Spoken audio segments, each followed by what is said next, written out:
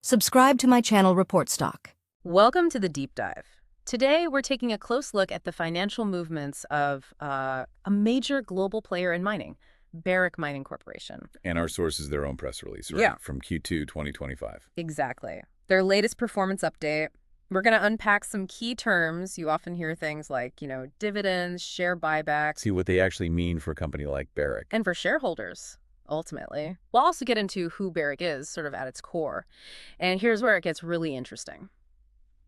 We'll dive into this detailed list of factors the company itself flags as potential influences on its future. Yeah, it's a fascinating glimpse into the inherent complexities of running such a global operation. Mm-hmm. What's truly insightful here, I think, is how a company balances communicating its current successes Mm-hmm. with the equally critical task of transparently detailing the inherent risks, of its global operation. Right, two sides of the same coin. We'll explore how these seemingly sort of disparate pieces fit together to give you a more complete, more nuanced picture. So it helps you understand their financial health, their strategy. And their outlook, yeah. Let's unpack this. Okay, diving right in then. How is Barrick delivering value back to its shareholders? The release highlights two main ways. First up, this enhanced dividend for Q2 2025. What are the specifics there? And what makes it enhanced? Okay, so for Q2, the dividend declared is $0.15 per share. Now, the enhanced part comes from their performance dividend policy. They announced this back at the start of 2022. Ah, okay. So unlike just a flat, fixed dividend, this policy actually ties the payout to their free cash flow. I see. So if the company does well. Exactly. Shareholders benefit more directly. It makes the return more dynamic, kind of aligned with how the company is actually doing financially. So it's a direct reflection of their success then. Got it. And for anyone keeping track, that dividend gets paid September 15th, 2025. Right. To shareholders on record by close of business August 29th. But like you said, that's not all. There's also the share buyback program. That's right. They announced that back in February 2025. And just in the second quarter, Barrick bought back 13.50 million shares. 13.5 million. Wow. Yeah, and if you look at the year so far, it's about 21.19 million shares repurchased under the program. Okay, and how much does that represent? It works out to roughly 1.2% of Barrick's issued and outstanding shares, at the time they announced the program. And that doesn't come cheap, I imagine. What's the cost? No, it's significant. The net cash used is $411 million total for the repurchases, and $268 million of that was paid out just during Q2. Right.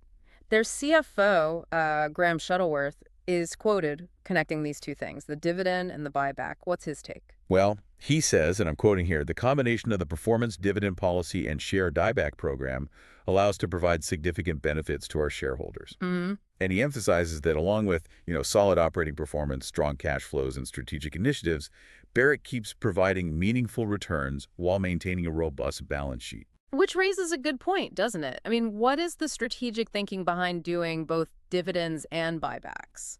That is a great question. Because on the surface, they both return cash, right? Yeah. But they often appeal to slightly different types of investors or signal different things. How so? Well, dividends, especially performance-linked ones like this, can attract investors looking for maybe more predictable income streams linked to success. Okay, the income seekers. Whereas buybacks, they reduce the number of shares out there. This can boost earnings per share, potentially, and it often signals that management thinks the stock might be, undervalued. Ah, right, a confidence signal. Exactly. So by balancing both, Barrick is, essentially trying to appeal to a broader range of investors. They're using their strong cash flow to offer multiple ways shareholders can see value. It shows confidence, like you said, confidence in their financial position. Definitely. So let's zoom out a bit. Who exactly is Barrick Mining Corporation, the company doing all this? Well, they describe themselves as a leading global mining exploration and development company. Big player. They hold, and this is pretty significant, one of the largest portfolios of world-class and long-life gold and copper assets in the industry. World-class assets. Yeah, including 6 of the world's Tier 1 gold mines. Tier 1. Now, for listeners maybe not deep in mining, what does Tier 1 actually mean? Good question. Tier 1 basically means these are the really big ones. The largest, lowest-cost mines with the longest expected lifespans. So the best of the best. Pretty much. They're the crown jewels of the mining world, really generate significant cash flow. And that's a huge footprint then. You mentioned global, operating across 18 countries, is that right? That's it. 18 countries spread across 5 continents. Truly global. Wow. That must introduce just a whole host of localized risks, things that a purely domestic company wouldn't even think about. Oh, absolutely. Different regulations, politics, environments. Yeah. It's complex. And where do they operate specifically? Any highlights? Well, they're all over, 5 continents, as I said. But for North American listeners, it's worth noting they're also the largest gold producer in the United States. Okay, so a major domestic presence too. Yep. Significant player, both globally and domestically. The company also talks about its broader mission, beyond just digging stuff up. What's their stated aim there? They say their aim is to create real long-term value for all stakeholders. All stakeholders, not just shareholders. Right. Through responsible mining, strong partnerships, and a disciplined approach to growth. It reflects that wider trend you see now, focusing on sustainability, ESG, community engagement, Responsible mining. not just pure extraction, yeah. And for investors wanting to track them, where can they find the shares? They trade on the New York Stock Exchange, symbol B. That's just B. Simple enough. And on the Toronto Stock Exchange, the TSX, under ABX. Okay, good to know. Now, here's where we shift gears a little. We've heard the positive stuff, the dividends, the buybacks, but every major company release like this, especially in mining, has that crucial section on forward-looking information. Ah, yes. The fine print, some might call it. But it's incredibly important, right, for understanding the full picture, the other side of the coin. Absolutely critical. Yeah. This section basically explains that any statements they make about strategy, future projects, plans, financial performance, anything looking ahead, are what they call forward-looking statements. You'll see words like will, perform, maintain, growth. Signals of future intent or expectation. Exactly. They're the company's best estimates, their projections for the future. So these forward-looking statements, clearly not guarantees then. What's maybe the biggest misunderstanding people have about this kind of disclosure? That's a really good point. I think some people might just skim past it, thinking it's just, legal boilerplate or the company being overly cautious. Right, just covering themselves. But it's more than that.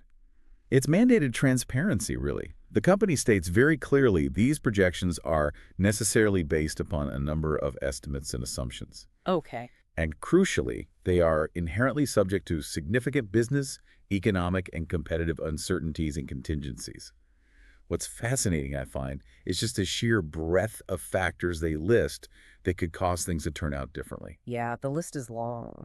It is. It's about giving investors that comprehensive view of the whole landscape, risks and all, not just the sunny forecast. Reading that list, what jumped out at me wasn't just the obvious things like gold prices fluctuating. Which is a big one, of course. Of course.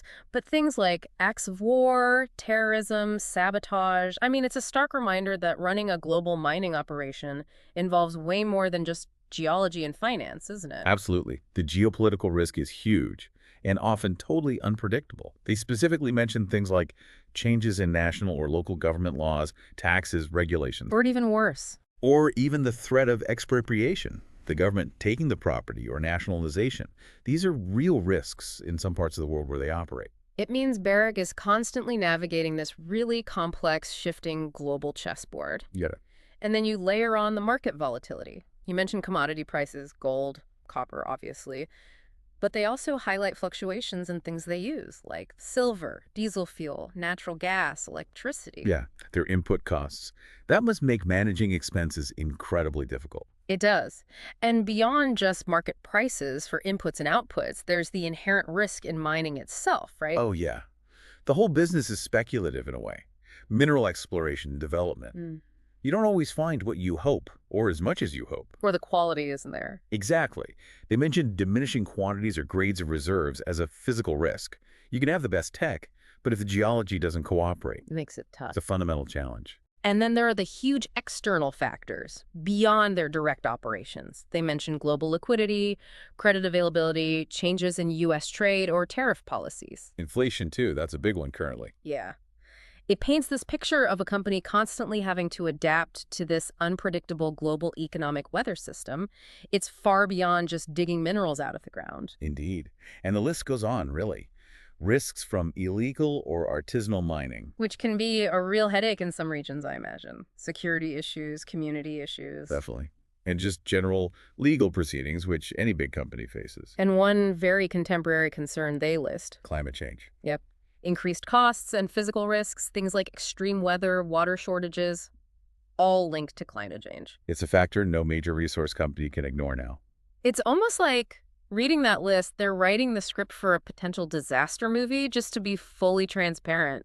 Well, maybe not quite that dramatic, but it does highlight the sheer number and interconnectedness of the risks a company this size has to manage. It's immense.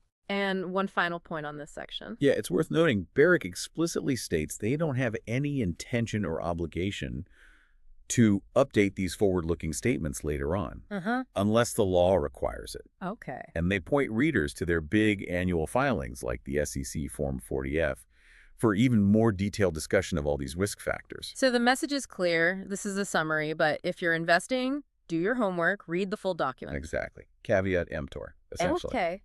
So let's try and bring this deep dive together. We've seen how Barrick is using both enhanced dividends and these share buybacks to deliver significant benefits, as they say, to shareholders. Yeah, making strategic choices with their cash flow to appeal to a broad investor base while highlighting their position as a global leader in gold and copper. But, crucially, we've also peeked behind that curtain.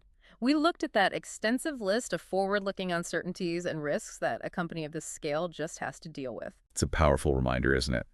While companies aim for growth and performance, the path is, well, rarely a straight line.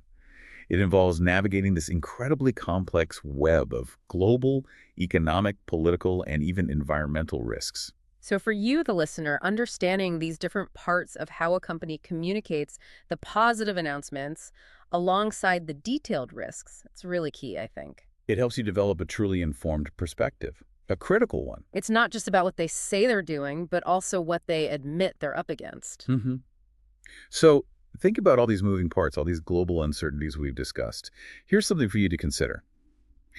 Given everything Barrick has to juggle, what single risk do you think stands out as maybe the most difficult for them to manage effectively while still trying to deliver those strong, meaningful shareholder returns over the long term? Subscribe to my channel Report Stock.